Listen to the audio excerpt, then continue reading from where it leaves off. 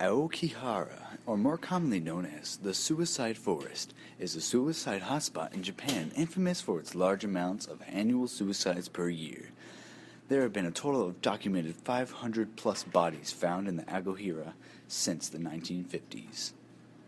Leading up to the year 1988, there were approximately 30 suicides per year documented in the Suicide Forest. After that, the rate slightly went up. An example of this rise in the year 2010, where 247 people attempted suicide and 47 succeeded. However, the forest just doesn't affect those who take their life in it. The locals surrounding in the forest have to deal with the corpse removal and the cleanup, as well as the emotional trauma by it. Why people kill themselves in the beautiful forest, I've yet to know, quoted by a mystical stranger.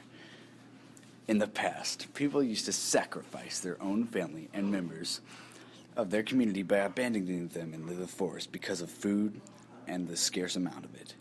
With less mouths to feed, meant that they could live on for as long as they could until old age. It is speculated that the spirits of these people haunt the forest to this day. However, in reality, an abandoned forest is an ideal place to commit suicide. This isn't to say that their efforts aren't being made to help prevent suicide in Japan. There are currently many programs for suicidal and current watch on perimeter of the forest during the day. One account from a local about his experience watching those who enter the forest without intent on leaving.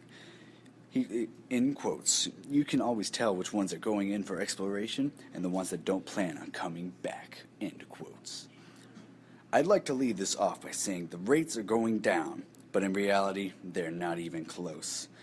Even with the preemptive measures by the Japanese government, the suicide rate keeps going up, especially at the end of the business season. Perhaps this is an insight to the Japan's nation that is not a business, that is not at the forest.